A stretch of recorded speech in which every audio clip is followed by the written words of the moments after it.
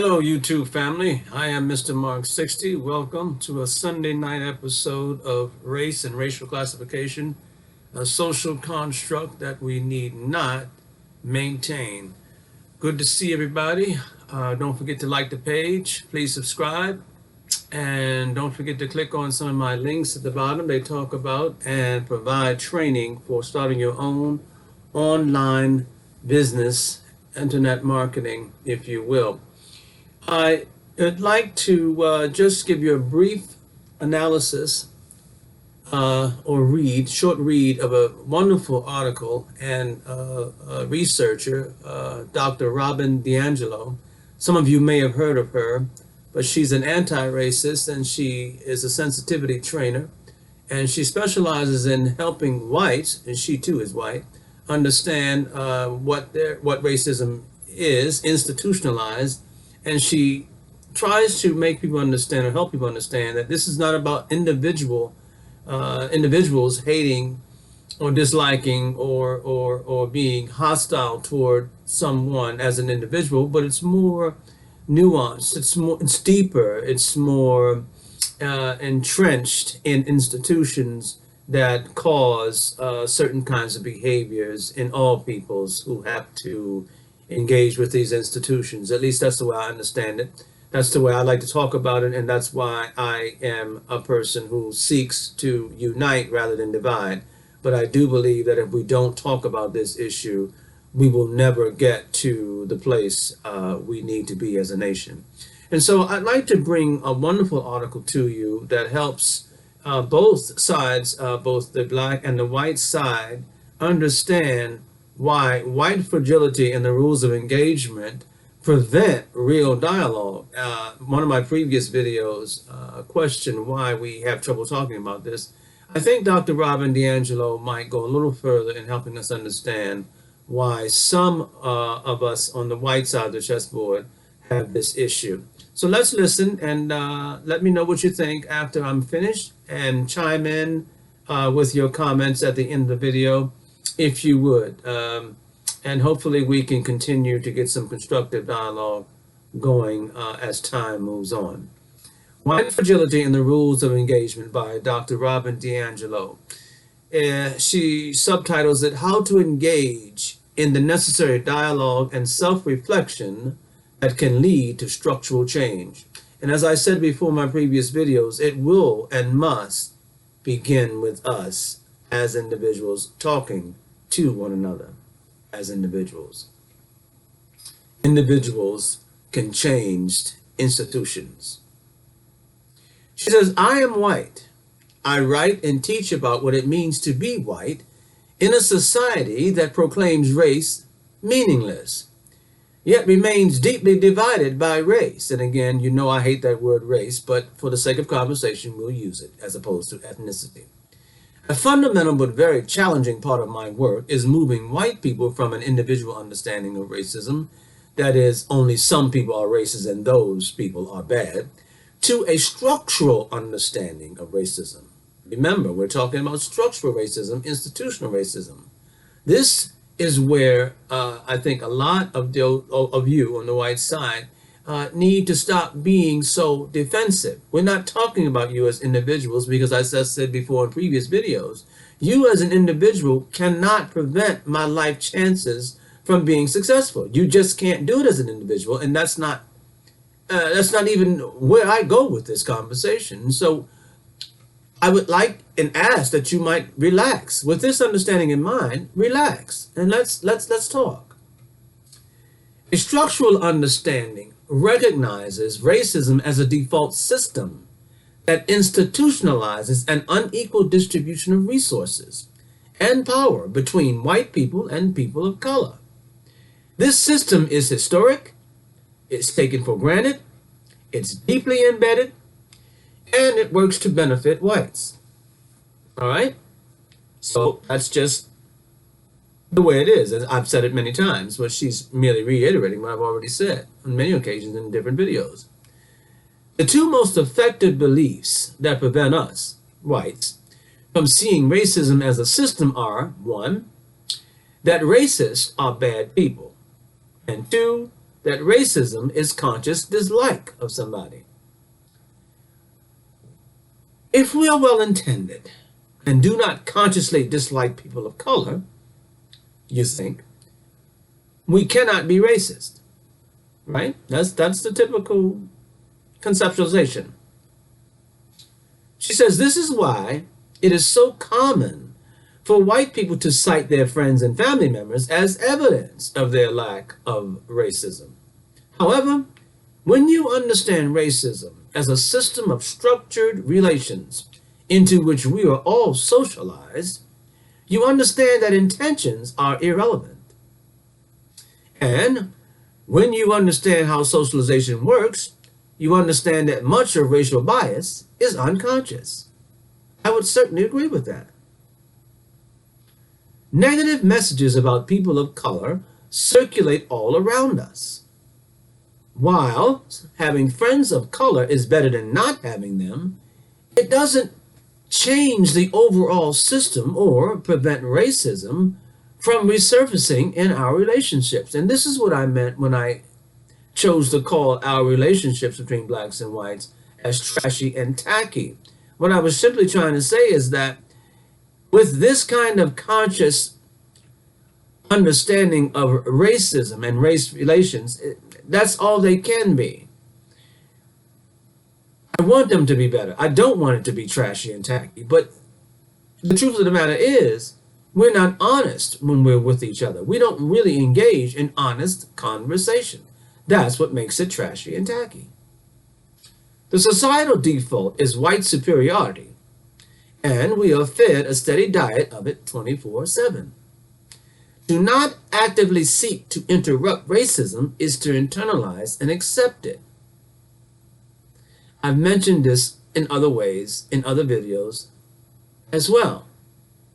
To be silent about it is to internalize it and accept it.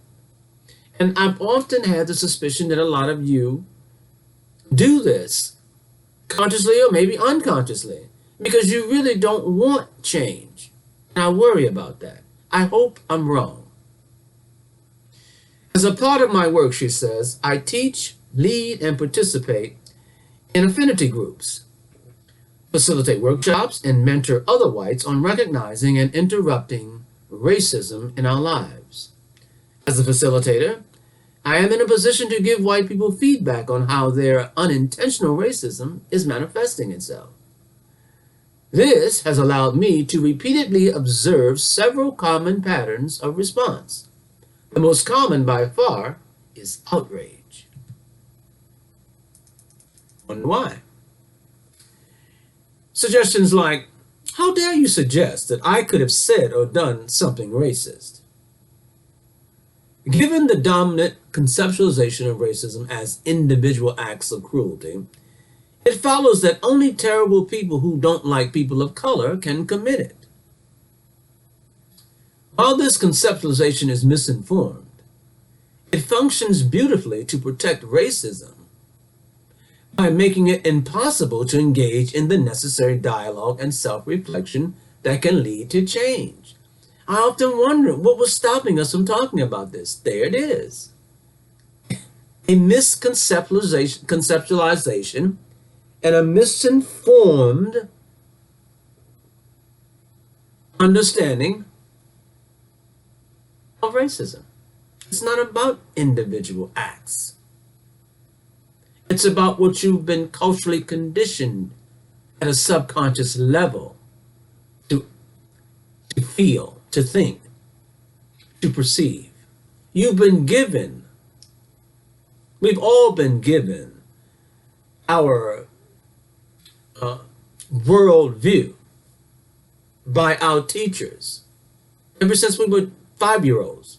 From 5 years onward, somebody has been informing you of how you should conduct yourself and think about and perceive the world around you.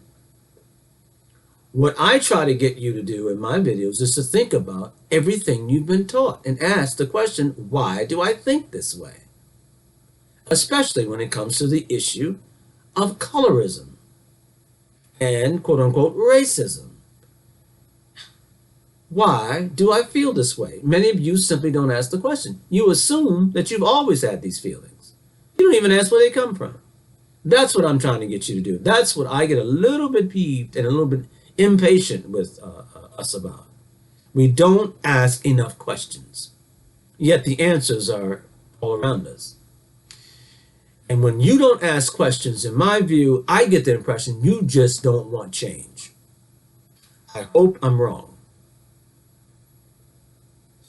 Outrage is often followed by righteous indignation about the manner in which the feedback was given.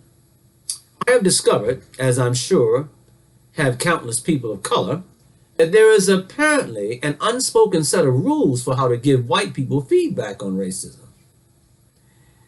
So, she starts off this next paragraph by calling it the rules of engagement. After years of working with my fellow whites, I have found that the only way to give feedback correctly is not to give it at all. Thus, the first rule is cardinal. Number one, do not give feedback on my racism under any circumstances. If you break the cardinal rule, number two, proper tone is crucial. Feedback must be given calmly. If there is any emotion in the feedback is invalid and does not have to be considered. Rules of engagement number three. There must be trust between us. You must trust that I am in no way racist before you can give me feedback on my racism. Rule of engagement number four. Our relationship must be issue-free. If there are issues between us, you cannot give me feedback on racism. These are the rules of engagement, right? And you know who set them up, right? Consciously or unconsciously, people do this in their interactions. Number five, feedback must be given immediately. Otherwise, it will be discounted because it was not given sooner. Number six, you must give feedback privately, regardless of whether the incident occurred in front of other people. To give feedback in front of anyone else, even those involved in a situation, is to commit a serious social transgression. The feedback is thus invalid. Number seven, you must be as indirect as possible. To be direct is to be insensitive and will invalidate the feedback and require repair. Number eight, as a white person, I must feel completely safe during any discussion of race. Giving me any feedback on my racism will cause me to feel unsafe, so you will need to rebuild my trust by never giving me feedback again. Point of clarification. When I say safe, what I really mean is comfortable. Number nine, giving me feedback on my racial privilege invalidates the form of oppression that I experience, such as classism, sexism, heterosexism. We will then need to focus on how you oppressed me. Number 10, you must focus on my intentions, which cancel out the impact of my behavior. And number 11, to suggest my behavior had a racist impact is to have misunderstood me. You will need to allow me to explain until you can acknowledge that it was your misunderstanding. These rules are rooted in white fragility.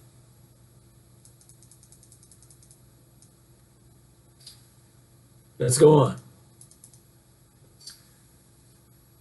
She says their contradictions are irrelevant.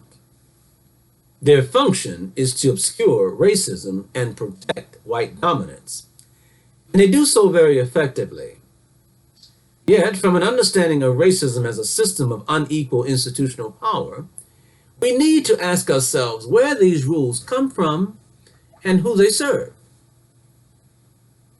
Many of us actively working to interrupt racism continually hear complaints about the gotcha culture of white anti-racism. There is a stereotype that we are looking for every incident we can find so we can spring out, point our fingers and shout, "You're a racist." While certainly there are white people who arrogantly set themselves apart from other whites by acting in this way, in my experience over 20 years, this is not the norm. It is far more common For sincere white people to agonize over when and how to give feedback to a fellow white person, given the ubiquitousness of white fragility. White fragility works to punish the person giving feedback and essentially bully them into silence. It also maintains white solidarity. The tacit agreement that we will protect white privilege and not hold each other accountable for our racism. When the person giving the feedback is a person of color, the charge is playing the race card, and the consequences of white fragility are much more penalizing. Racism is the norm rather than an aberration. Feedback is key to our ability to recognize and repair our inevitable and often unaware collusion. She's talking about herself as a white person, remember. In recognition of this, I follow these guidelines, she says. Number one, how, where, and when you give me feedback is irrelevant. It is the feedback I want and need. Amen. Understanding that it is hard to give, I will take it any way I can get it. From my position of social, cultural, and institutional white power and privilege, I am perfectly safe and I can handle it. If I cannot handle it, it's on me to build my racial stamina. Thank you. She says the above guidelines rest on the understanding that there is no face to save and the jig is up. I know that I have blind spots and unconscious investments in white superiority. My investments are reinforced every day in mainstream society. I did not set this system up, but it does unfairly benefit me, and I am responsible for interrupting it. I need to work hard to recognize it myself, but I can't do it alone. This is true. This understanding leads me to gratitude when others help me. She says, in my workshops, I often ask people of color, how often have you given white people feedback on our unaware yet inevitable racism and had that go well for you? Eye rolling, head shaking, and outright laughter follow, along with the general consensus of never. I then ask, what would it be like if you could simply give us feedback? Have us graciously receive it, reflect, and work to change the behavior. Recently, a man of color sighed and said, it would be revolutionary. I can imagine his face. She says, I asked my fellow whites to consider the profundity of that response. Revolutionary, that we would receive, reflect, and work to change the behavior. On the one hand, it points to how difficult and fragile we are as white people. But on the other hand, how simple taking responsibility for our racism can be.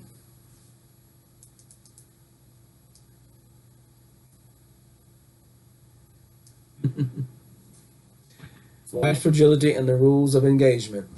What have I been saying? Conversation, seeking to understand, real dialogue, honest interaction can lead to revolutionary change. Folks, we can do this. We simply need the will to do it. And I, for one, am ready, if you are, to talk about the tough issues, to engage on some of the subject matters that have been in your mind as a white person, some of the subject matter and the issues that have been in my mind as an African American, black person.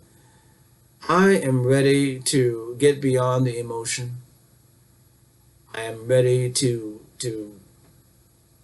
talk about this anytime, anywhere, on any level that you choose. What I don't want to do is get into an emotional contest of who's right and who's wrong and who's done wrong for such a long time. Listen, there's an ugly history that must also be a part of this conversation. Why? Because as a white person, I think you need to understand that history. Some of you may know it, but some of you may not. For whatever reason, you simply may not have been taught the ugly history of what was done, what has been done to African Americans to make them feel the way they feel, to make them act, to have put them in such an economic position, to have put them in such a bad light in this nation. You need to know the history of why it is that you have been placed where you have been placed economically, socially, and why we have been placed where we have been placed in this nation economically and socially. This must be clarified. You must understand and not feel like it was your fault, nor act as if it was mine.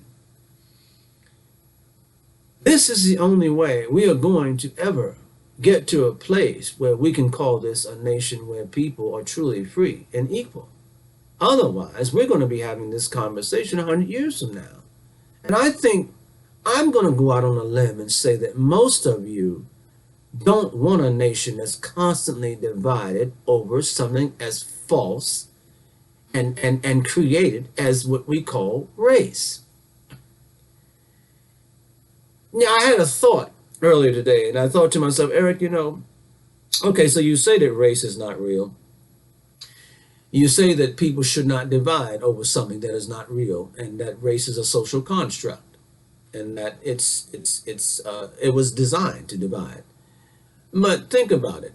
People will just find another reason to divide. They'll do it over religion. They'll do it over culture. They'll do it over, I don't know, something else that's stupid. And I got to say that I hope that the thought I had is not backed up by any real evidence of that. I'd like to think that we're better than that if we really want to be. I'd like to think that once we understand how we've been manipulated into dividing, how we've been culturally conditioned to divide, once we understand that there's enough resource, you understand, to go around for everybody, once we understand that becoming a better, more conscientious and cooperative citizen is not going to reduce or take away any sense of accomplishment that you as a white person have achieved. I don't understand how you can think that by sitting down and getting past such an ugly history is going to somehow diminish you. If anything, it makes you bigger. It makes us all bigger and better. But I still, even though I have data in front of me, still struggle, because I need to talk to you, with why it is that you don't want to face what has happened in our past. Why it is you want to keep it in the past. Let me tell you something about the past. The past is always with you. Why? Because we carry it in our minds. Why? Because we have to. If I don't remember a minute ago, then I can't move forward to the next minute. Think about it. The past is necessary for the present so that you have a movement toward the future. Without a past, you can't move into the next minute. Think about it. So the past is always with us. Ugly or not, we have to acknowledge it and then get past it. But most of you don't want to acknowledge that past, and it prevents you from having a real conversation about what's going on in the present. You see, I talk and engage and study this thing called racism and white supremacy, not because of so much of what has happened in the past, but also what's happening right now. I would not have to talk about the past were the present a different kind of world, a different kind of interaction, a different kind of situation for all of us. But think about it, folks. What we are experiencing today is what we experienced as far back as 1700 when it began, which also tells you that that was by design. Nobody keeps hatred in their heart for 400 or 500 years unless they are culturally conditioned on a regular basis to do so. You have to be brainwashed into doing that, and it has to be reinforced every single day. through all the institutions that engage in this kind of behavior. That's why we say we attack it at the institutional level and we crush it at the individual level. Why? Because that kind of behavior will no longer be tolerated anywhere in our lives. I hope that we can really, really change this nation. Us. We are the nation. And when we begin to see that, we will begin to truly affect change at the individual level, at the institutional level, and then around the world. I'm Mr. Mark 60, and tune in again the next time I put up a video about this subject matter. And let's seek dialogue, let's seek to really, really, really grow from where we are so that we are better when we leave. Until next time, don't forget to like the page, hit the bell so that you get notifications when I put up videos, subscribe, check out my links. They are free training and they're very helpful for those of you who want a plan B and a side business. I highly recommend the links below. Thanks again for listening. Thanks for sharing with me. Thanks for being with me on your Sunday. Until next time, take care. Peace.